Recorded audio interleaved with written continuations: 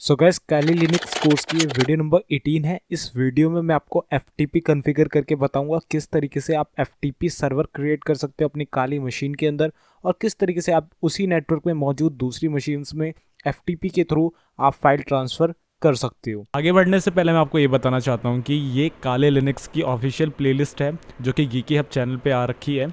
तो already first video मैंने बना दिया है। अगर आप पूरी तरीके से अच्छी तरीके से कोर्स सीखना चाहते हो तो प्लेलिस्ट सेक्शन में आपको यहाँ काले लिनक्स की कोर्स इन हिंदी की प्लेलिस्ट मिल जाएगी। इस प्लेलिस्ट को ओपन करें और यहाँ से काइंडली स्टार्टिंग से वीडियोस देखें। 20 वीडियोस इस सीरीज़ में आने वाली हैं। बुकमार्क कर लें, सेव कर लें ताकि आने वाली कोई भी वीडियो इससे मिस ना हो और आप पूरी वीडियोस देख के लिनक्स को अच्छी तरीके से समझ पाएँ। तो यहाँ सबसे पहले तो जान लेते हैं FTP क्या है। FTP भाई यहाँ पे फाइल ट्रांसफर प्रोटोकॉल को कहा जाता है। फाइल ट्रांसफर प्रोटोकॉल, जैसे कि नाम से ही पता चल रहा है फाइल के ट्रांसफर से रिलेटेड है ये कुछ, ठीक है। तो फाइल ट्रांसफर प्रोटोकॉल का मतलब ये है कि आप एक ही नेटवर्क में जितने भी कंप्यूटर कनेक्टेड है आपस में, उन सभी को एक जगह पे लाकर आपस में फाइल शेयर कर देना। मतलब सारे के सारे सिस्टम, कोई भी सिस्टम किसी भी सिस्टम से फाइल ले सकता है, दे सकता है, अगर वो सारे के सारे FTP में सारे यूजर राइट्स के साथ कॉन्फ़िगर हैं। तो यहाँ पे हम FTP सर्वर क्रिएट करते हैं। FTP सर्वर जिस मशीन पे क्रिएट करा जाता है और बाकी जो भी मशीन्स होती हैं उस नेटवर्क पे वो सारी उसकी क्लाइंट बन जाती हैं। और क्लाइंट क्या कर सकती हैं कि FTP सर्वर में जो भी डाटा होगा वो FTP की मदद से ले सकती हैं और अपना डाटा उस सर्वर में अपलोड कर सकती हैं। अपलोड एक सिस्टम ने करा तो बाकी सिस्टम भी उसे वहां से डाउनलोड कर सकते हैं। तो ये फायदा हो जाता है आपका FTP का। तो इसके क्लाइंट सॉफ्टवेयर भी आते हैं जैसे फाइलज़िला। तो फाइलज़िला हम विंडोज़ में कॉन्फ़िगर करेंगे, प्लस यहाँ पे सर्वर कैसे क्रिएट करते हैं अपने लिनक्स मशीन के अंदर वो हम यहाँ पे देखने वाले हैं। तो FTP स्टार्ट करते हैं। So let's get started. तो मैं आ गया हूँ डेस्कटॉप स्क्रीन पे। मैं जस्ट यहाँ पे अपनी लिनक्स मशीन के अंदर चला जाता हूँ, अपना यूज़र नेम यहाँ पे डाल के मैं लॉग इन हो जाता हूँ, ठीक है। तो मैं यहाँ लॉगिन हो गया हूँ। तो यहाँ पे मेरी विंडोज़ की मशीन है तो वो ओपन हो चुकी है। तो इसे हम क्लाइंट बनाने वाले हैं और इसमें हम सर्वर क्रिएट करने वाले हैं। तो सबसे पहले तो हम यहाँ सर्वर क्रिएट करने वाले हैं। तो मैं यहाँ पे अपना टर्मिनल ओपन कर लेता हूँ और टर्मिनल के अंदर हम यहाँ पे एक पैकेज डाउनलोड करने वाले हैं और उस पैकेज के अंदर से ही हम यहाँ पे FTP क्रिएट करेंगे। तो वो FTP का ही पैकेज है। तो पैकेज डाउनलोड करने के लिए यहाँ पे आपको कमांड लगानी है sudo apt install vs ftpd, ठीक है। ये कमांड है sudo apt install vs ftpd। Enter press कर देना है, अपना पासवर्ड डाल देना है आपको। और पासवर्ड डालते ही जैसे आप पासवर्ड डालोगे तो यहाँ पे आपका ये वाला पैकेज, आई थिंक पासवर्ड गलत हो गया, हाँ अब ठीक है। तो यहाँ पे हमारा जो पैकेज है वो डाउनलोड होना स्टार्ट हो चुका है। तो छोटा सा पैकेज है, आपका मुश्किल से 15 सेकंड के अंदर ये डाउनलोड हो जाएगा। जैसे ही आपका पैकेज डाउनलोड हो जाए इसके बाद आपको यहाँ पे एक डायरेक्टरी अंदर चले जाना है, CD लिखना है आपको, और यहाँ पे आपको अपनी रूट डायरेक्टरी के अंदर चले जाना है। तो मैं रूट डायरेक्टरी के अंदर आ गया। तो यहाँ पे मेरे को ETC फोल्डर के अंदर जाना है। तो मैं ETC फोल्डर के अंदर आ गया। अब मेरे को यहाँ पे एक फाइल को परमिशन देनी है। मैं लिखूंगा sudo chmod और फाइल का नाम। उससे पहले मैं एग्जीक्यूट की परमिशन दे देता हूँ या फिर मैं तीनों परमिशन दे देता हूँ इसे। तो +777 लिखूंगा, यानी सभी को सारी परमिशंस। और कौन सी फाइल है? vsftpd.conf, यानी कॉन्फ़िगरेशन फाइल है। एंटर प्रेस करूंगा तो उसको सारी परमिशंस मिल जाएगी। अब इस फाइल को मैं विम के अंदर ओपन कर लूंगा। विम vsftpd.conf विम के अंदर ओपन हो जाएगी। आपको जस्ट O दबाना है यहाँ पे, O नहीं दबाना यहाँ पे, हाँ यहाँ पे आपको दबाना है क्या? E, edit anyway. तो जस्ट मैं E दबाऊंगा तो ये ओपन हो जाएगी। अब यहाँ पे आपको 2-3 चेंजेस करने हैं। क्या क्या चेंजेस करने हैं? सबसे पहले तो आप नीचे जाओगे और नीचे जाओगे तो यहाँ पे आपका यूज़र जो है उसे आपको इनेबल करना होगा। तो फर्स्टली आप नीचे जाओ और यहाँ पे आपको यूज़र इनेबल देखने को मिलेगा। तो मैं बता देता हूँ कौन कौन सा आपको इनेबल करना है। यहाँ पे आपको इनेबल देखो, एक तो ये लोकल इनेबल यस, ठीक है। आपको एक ये इनेबल करना है अगर आपका डिसेबल है तो। और नीचे जाना है आपको 2-3 चीज़ों का और ध्यान रखना है, बता देता हूँ। एक तो ये जो भी आपके CH ऑन वाले हैं ये वाले आपको नहीं छेड़ने, आपको नीचे और जाना है और नीचे अस्काजी के भी नीचे। हाँ, अब यहाँ पे ये जो 3 फाइल्स है आपकी, एक होगी CH रूट लोकल यूज़र, ये यस होगा आपका। इसका जो कमेंट है आगे जो हैश लगा हुआ है उसको आपको हटा देना है। आई प्रेस करोगे वैसे ही आप, जैसे यहाँ पे आप आई प्रेस करोगे इस टर्मिनल के अंदर, वैसे ही आप यहाँ इंसर्ट लिखा आ जाएगा। इसके बाद आप यहाँ जाके उसे बैक स्पेस दबा दोगे तो वो हैश का सिंबल हट जाएगा, यानी वो कमेंट आउट हट जाएंगे। तो local user yes, CH root list enable yes, और ये वाली फाइल, इन तीनों को आपको उसका कमेंट हटा देना है। तो ये तीनों आपकी इनेबल हो जाएंगी। जैसे ही आप हो जाए, एस्केप दबाओ, एस्केप बटन, और यहाँ पे जो कॉलन वाली बटन होती है ना, ये नीचे आप देखो कॉलन वाली बटन दबाओ, WQ दबाओ, एक्सक्लेमेशन मार्क लगाओ, एंटर प्रेस कर दोगे, आप यहाँ पे क्विट हो जाओगे। इतना काम कर लिया।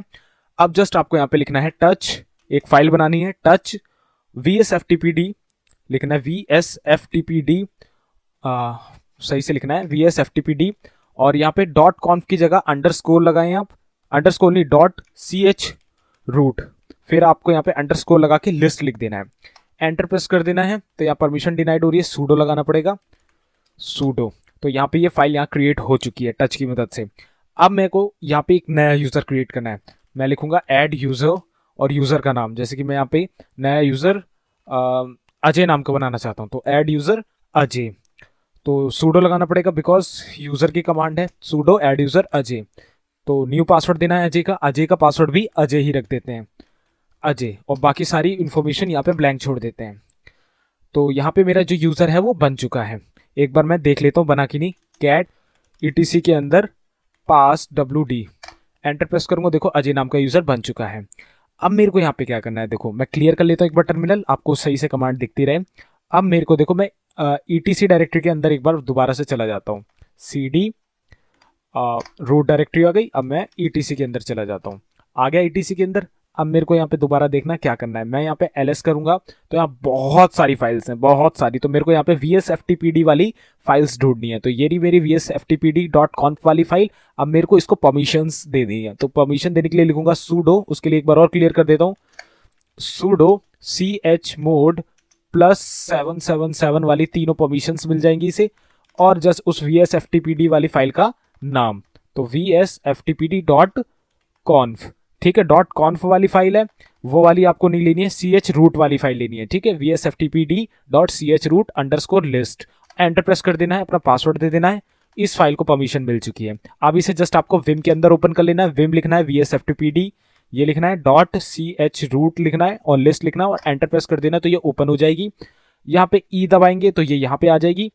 आपको यहाँ पे क्या करना है, I प्रेस करना है, तो यहाँ इंसर्ट लिखा हुआ आ जाएगा, विम के अंदर हो आप, और जस्ट यहाँ पे आप उस यूजर का नाम दे दो जो यूजर अभी आपने बनाया था, अजय, ठीक है। अब देखना यहाँ पे मैं एस्केप दबाऊंगा, एस्केप बटन, और सेमीकोलन वाली जो बटन है शिफ्ट प्रेस करके वो सेमीकोलन वाली बटन आ गई, WQ exclamation mark, enter press कर दूंगा तो मैं क्विट हो जाऊंगा, ठीक है। इतना काम हो गया। अब यहाँ पे हमें VSFTPD वाली सर्विस स्टार्ट कर देनी है, तो मैं यहाँ लिखूंगा sudo start VSFTPD, और VSFTPD स्टार्ट हमें बाद में लिखना पड़ेगा, यहाँ सर्विस लिखना चाहिए, सर्विस VSFTPD स्टार्ट, ठीक है। एंटर प्रेस करूंगा तो मेरी VSFTPD वाली सर्विस यानी FTP सर्वर वाली सर्विस यहाँ पे मेरी स्टार्ट हो चुकी है। मैं यहाँ पे सिंपली sudo ifconfig वाली कमांड से अपना IP एड्रेस देख लूंगा, तो मेरा IP एड्रेस है 192.168.128.128, ओके। और मैंने यहाँ पे कौन सा यूज़र बनाया था, अजय नाम का यूज़र।